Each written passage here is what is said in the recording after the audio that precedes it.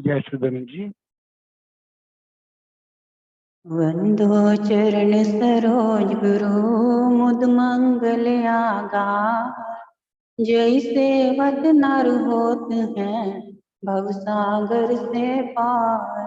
गुरज के सुमिरण मात्र से नाशत विघ्न अनंत, तासे सर्व आरंभ में ध्यावत है सब संत। आप प्रगट इस जगत में जीव काज सुधारने, शबद नाव बनाई सुंदर दुखित जीव उबारने। नम्रता और दीनता से भेंट सतगुरु लीजिए, मैं हूँ शरणागत तिहारी दास अपना कीजिए। मैं हूँ शरणागत तिहारी चरणों में रख लीजिए। सौभाग्यशाली गुरुमुख सज्जन मंडली अपनी समस्त चित्तवृत्तियों को एकाग्र करते हुए अपना ध्यान अपने मन मंदिर में बसाते हुए श्री परमहंसों की ओर लगाते हुए श्रद्धा प्रेम सहित मीठे स्वर में बोलिए जयकारा बोल मेरे श्री गुरु महाराज की जय।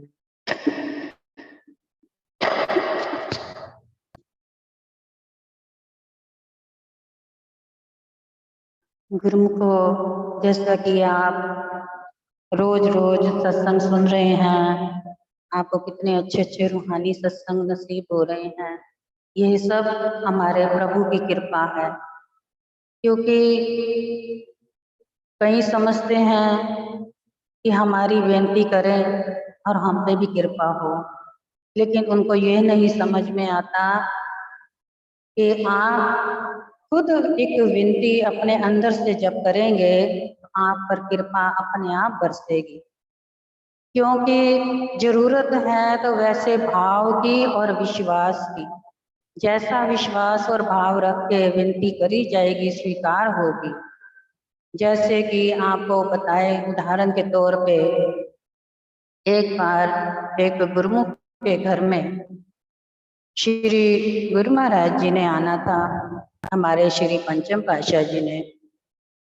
लेकिन आना क्या था, वो लोग वैसे ही अपने विचारों में ख्यालों में भगत और भक्त्यानी सोच रहे थे कि जिस प्रकार से हमने सुना है कि हमारे श्री गुरु महाराज जी जब मौज होती है, जिस गुरुमुख के दयाल होते हैं तो उसके घर में अपने आप ही चरण डालकर उसको दर्शन दीदार दे देते हैं और उस पर कृपा बरसाते हैं। तो क्या मालूम हमारे घर में भी कभी ऐसा हो। तो भक्त्यानी के जैसी ये बात सुनी, सोची, महसूस करी, उसने उसी वक्त ना दिन देखा, ना रात देखी, ना समा देखा, ना घड़ी देखी, उसने उसी वक्त तैयारियां शुरू कर दी।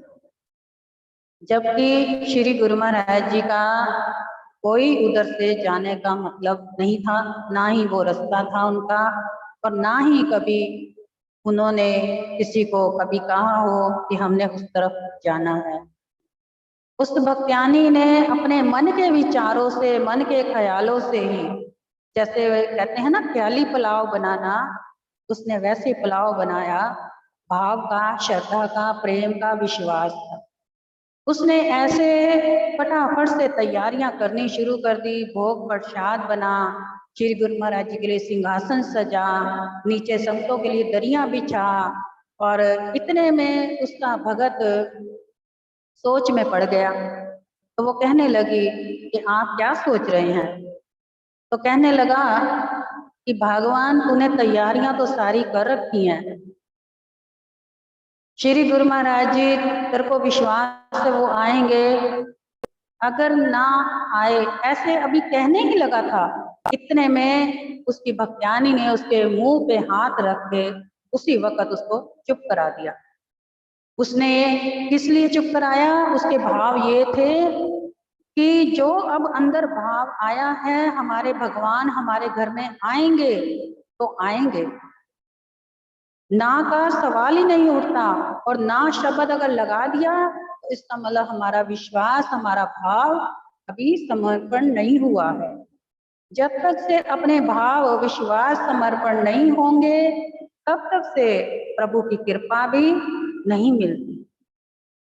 अब इतने में उसने भी इस बात को समझ लिया कि हाँ, मेरी भक्त्यानी सही सोच रही है, इसका विश्वास, इसकी श्रद्धा, इसका भाव प्रेम है, अपने आप श्री गुरु महाराज जी को इसका विश्वास प्रेम खींच लाएगा। तो गुरुमुख को क्या था, अचानक ही जब कहीं रास्ते में से श्री गुरु महाराज जी की कार निकल रही थी तो कार का टायर जो था वो खराब हो गया। अब दूसरा टायर उन्होंने निकाला, जब स्टेपनी रखी हुई थी अंदर से निकाली गाड़ी में से, तो कुदरती वो भी पंचर था। और वो उन्होंने पहले से देखा नहीं था महात्मा लोगों ने कि ये पंचर पड़ा है तो इसको दोबारा से हमने तैयारी करके रखनी है, और उनके ध्यान में नहीं आया। या ये समझो कि ये भी श्री गुरु महाराज जी की तो कोई लीला थी। क्यों? क्योंकि ऐसे गुरुमुखों का उन्होंने प्रेम भाव देख करके उन्होंने कोई ना कोई तो लीला रचानी थी। तो जैसे ही उन्होंने देखा कि ये भी टायर अब नहीं है, वो भी टायर नहीं है, अब यहाँ से रास्ते से गुजर रहे हैं, कोई यहाँ पे कोई जानने वाला पहचानने वाला नहीं, किसको कहीं जा करके, तो इतने में मन में विचार आया महात्मा जी के कि यहाँ पर कोई दुकान ढूंढते हैं। तो उन्होंने दुकान ढूंढी जब, तो दुकान वाले ने कहा कि ये टायर तो अंदर से पूरा फट चुका है, इसको तो टाइम लगेगा अभी, तो आप जब तक से कहीं विश्राम कर लें। तो उन्होंने कहा यहाँ कहाँ विश्राम करे, कड़कती गर्मी, धूप इतनी, और यहाँ पर कोई हमें जानता भी नहीं है, यहाँ हम कहाँ जाएं, नया शहर, नई जगह है। तो इतने में उसने कहा कि आपके साथ जो अंदर गुरुजी विराजमान है गाड़ी में, ये आपके गुरु महाराज जी हैं? उन्होंने कहा हाँ जी। तो कहते इनकी हमने किसी गुरुमुख के घर में तस्वीर देखी थी, वो बहुत भक्ति भाव वाले गुरुमुख हैं और वो भी रात दिन आपको बहुत ही याद करते हैं। तो वो भी कहते हैं एक न एक दिन हमारे घर हमारे प्रभु जरूर आएंगे। तो आज लगता है शायद उसके भाग जाग गए हैं, यहीं 2 गली छोड़ करके उनका घर है, आप वहां पर चले जाएं और वहां विश्राम कर सकते हैं। अब देखो गुरुमुखों कितने भाव भक्ति के जैसे गुरुमुखों के होते हैं, तो वैसे ही भगवान लीला भी रचाते हैं, कोई ना कोई रास्ता बना ही देते हैं। इसे कहते हैं प्रेम भाव श्रद्धा प्रेम विश्वास। अब जैसे ही उनको ये बात का आभास हुआ तो महात्मा जी श्री गुरु महाराज जी को उन्हीं के घर में ले गए, और जैसे ही गए वहां पर पहले से ही उन्होंने तैयारियां कर रखी थी। वहां पे उन्होंने रास्ते में दरियां बिछा करके फूलों की सेज सजा रखी थी कि इस गली से, इस जगह से मेरे प्रभु राम आएंगे और मेरे वहां करके भाग जगाएंगे। और श्री गुरु महाराज जी भी अंतर्यामी हैं, उनको सब मालूम था कि इस घर में प्रेमी रहते हैं जो, और वो इंतजार कर रहे हैं हमारी।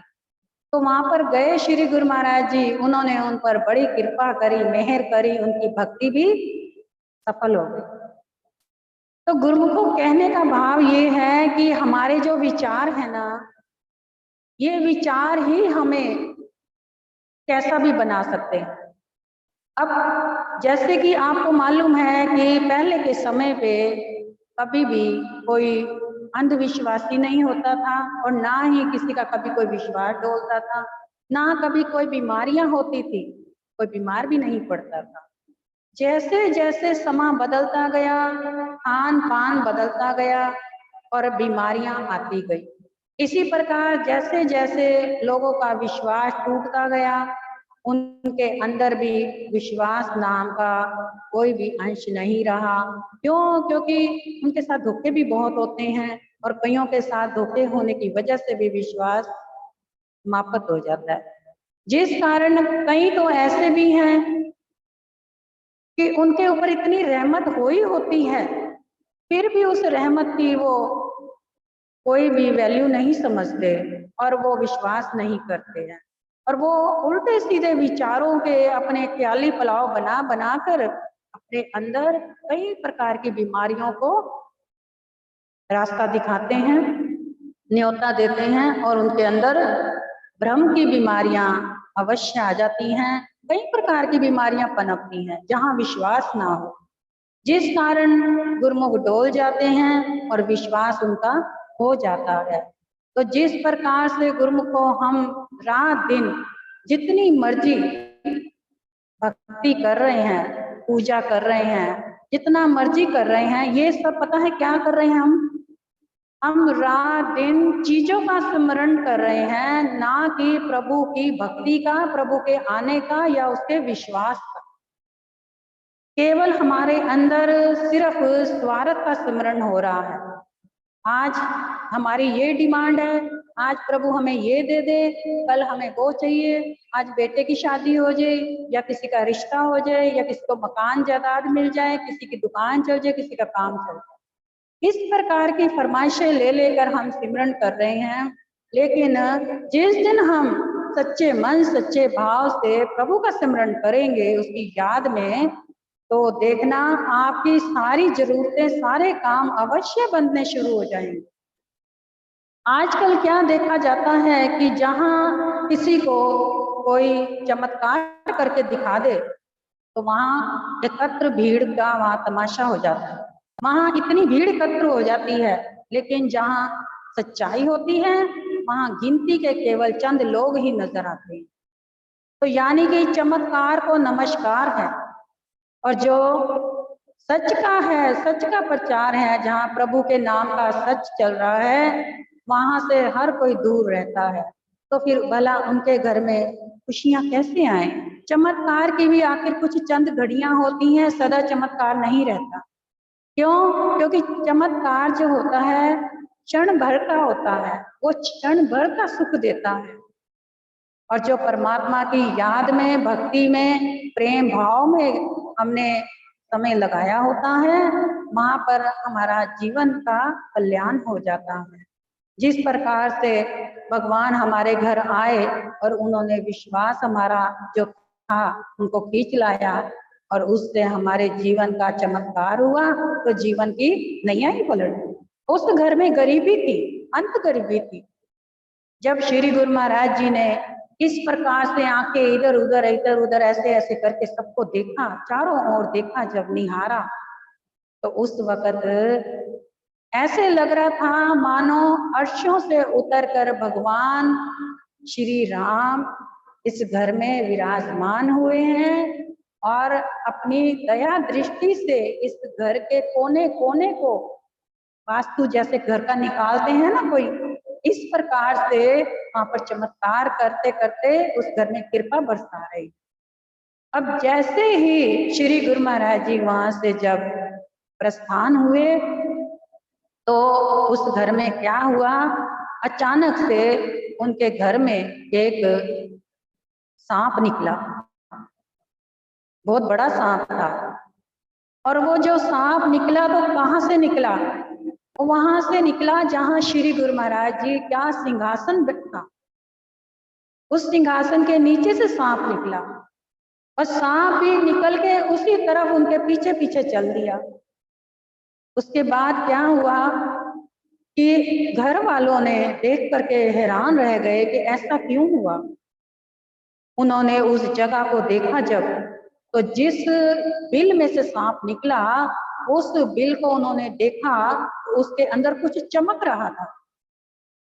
जैसे ही उन्होंने वो बिल को खोदा, उसके नीचे एक छोटी सी गागर पड़ी हुई थी, जिसके अंदर कितने, जैसे पुराने जमाने की वो गिनियां होती है ना, वो पड़ी हुई, उसमें भरी हुई सोने की गिनियां। और उन्होंने जैसे ही देखा उनको विश्वास हो गया कि हमारे प्रभु आज हमारा भाग जगाने आए थे। वो कहते हैं ना, आज राम मेरे घर आए, भगवान मेरे घर आए, नी मैं ऊंचिया भागा वाली, मेरी कुटिया दे बाग जगाए। तो यानी कि उसकी कुटिया के भाग जगाने स्वयं हमारे सतगुरुदाता दीनदयाल श्री राम भगवान का रूप लेकर उस घर में जा करके उनके भाग जगाए, और तब से उनकी किस्मत ऐसे बदली कि आज उनका पूरा खानदान जो है ऐसे भक्ति में लीन है, और उस खानदान में पैसे, धन, दौलत, सुख, आराम, किसी चीज की भी कोई कमी नहीं है। तो इस प्रकार से जब वो देने पे आता है ना, तो छप्पड़ फाड़ के देता। तो इसी अगर छप्पड़ फाड़ना है तो कैसे, हमारी अगर भक्ति में विश्वास होगा, जिस दिन हमारी भावना सच्ची होगी, लगन सच्ची होगी, हम सारे स्वार्थ छोड़ करके केवल मन में एक ही बात दृढ़ रखें कि हमें केवल अपने प्रभु को पाने के लिए भक्ति करनी है, ना कि संसारी वस्तुओं के लिए करनी है, संसारी सुखों के लिए नहीं करनी। जिसने प्रभु को पा लिया, भला उसके घर में क्या कमी रह जाएगी? जो प्रभु पूरे जगत संसार को चला रहा है, क्या वो एक छोटे से घर को नहीं चला सकता जिस घर में उसके चरण डले? ऐसे ही हमारा विश्वास अगर पक्का हो गया, वो हमारे मन की गति को अच्छे भली जानते हैं कि हमारे मन में क्या है, क्या चाहते हैं। हमें कहने की कोई जरूरत नहीं है गुरुमुख को, दरअसल जरूरत है तो उस जिस वक्त हमारे अंदर याद आ जाए उसकी, ऐसे ही सच्ची याद जिस दिन आ गई, उस दिन समझना आपको प्रभु ने याद किया। जिस दिन आपके अंदर से याद भरे आंसू टपक गए, उस घड़ी में आप देर नहीं करना, उसी समय अपनी अरदास लगाना। आपकी अरदास 1 सेकंड में ऊपर पहुंचेगी और उसी समय आपकी हाजिरी वहां लगेगी और आपकी पुकार पहुंच जाएगी, आपकी मनोकामना पूरी हो जाएगी। लेकिन इस बात का याद रखना कि जिस दिन आपकी अंदर की तार खड़के, जिस दिन आपको अंदर से करंट लगे प्रभु की याद का, उसके वियोग का, उसी वक्त अरदास लगानी शुरू कर देना। ये याद रखना गुरुमुखो, ये सच्ची बात है। उस वक्त की अरदास की हुई मिनट से पहले कबूली होती है और मिनट से पहले झोलियां भी भर जाती है। क्यों? क्योंकि वो अंतर्यामी है, उसको सब मालूम है आपको क्या चाहिए, कब चाहिए, आपके भले में क्या है, आपके हित के लिए क्या सही है, क्या गलत है, वो सब जानता है। वो कहते हैं ना, अंतर्यामी नो दसा की हाल दिल दा, अंतर्यामी नो दसा की हाल दिल दा। मैं तो वंद नो है पता मेरी मुश्किल दा, अंतर्यामी नो दसा की हाल दिल दा, अंतर्यामी नो दसा की हाल दिल दा। गुरुमत एक रस्ता है, गुरुमुख एक राही है, एनु ज्ञान दे पैर मिले, अहंकार मनाही है। यानी कि गुरु मत जो है, ये जो गुरु मत का मतलब गुरु का सत्संग जो चल रहा है, ये एक रास्ता है। किसका रास्ता है? गुरुमुख के लिए रास्ता है आगे चलने का, जिसको यहाँ से ज्ञान के पैर मिल रहे हैं। और जब ज्ञान के पैर मिल जाएं तो आपके अंदर अहंकार नहीं आना चाहिए। गुरुमत एक रास्ता है, गुरुमुख एक राही है, तेनु ज्ञान दे पैर मिले, अहंकार मनाही है। इस रस्ते ते लगदा है पता अपनी मंजिल दा, इस रस्ते ते लगदा है पता अपनी मंजिल दा, अंतर्यामी नो दसा की हाल दिल दा, अंतर्यामी नो दसा की हाल दिल दा। मैं तो वदनू है पता मेरी मुश्किल दा अंतरयामी नू दसा की हाल दिल दा। तो गुरुमुखो, आप इसी प्रकार अपने अंदर जैसे ही करंट लगे, जिस दिन जिस वक्त महसूस हो, चाहे वो अमृत वेला हो, चाहे दिन हो, रात हो, सुबह शाम, कभी भी हो, जिस वक्त आपको अंदर से करंट लगे, उस वक्त ये समझ लेना उसने आपको याद किया। कहते हैं ना, जैसे हमें एक संसारी, हम क्या करते हैं, जैसे हमें छींक आती है तो हम कहते हैं आज फलाने ने जरूर हमें याद किया तभी छींक आ रही है। तो उसकी जब याद होती है, जब वो हमें याद करता है ना, तो हमारे अंदर से वियोग के आंसू निकलते हैं और ऑटोमेटिक अंदर से करंट की तारें छिड़ती हैं, कंपन उठती है और दर्द मीठा मीठा जागता है उसकी याद में। और उस वक्त अरदास लगाएं तो आपकी अरदास कबूल हो जाए। तो गुरुमुख महापुरुषों के ये वचन है, कहने सुनने में कोई गुस्ताखी हुई हो इस जाति क्षमा चाहती।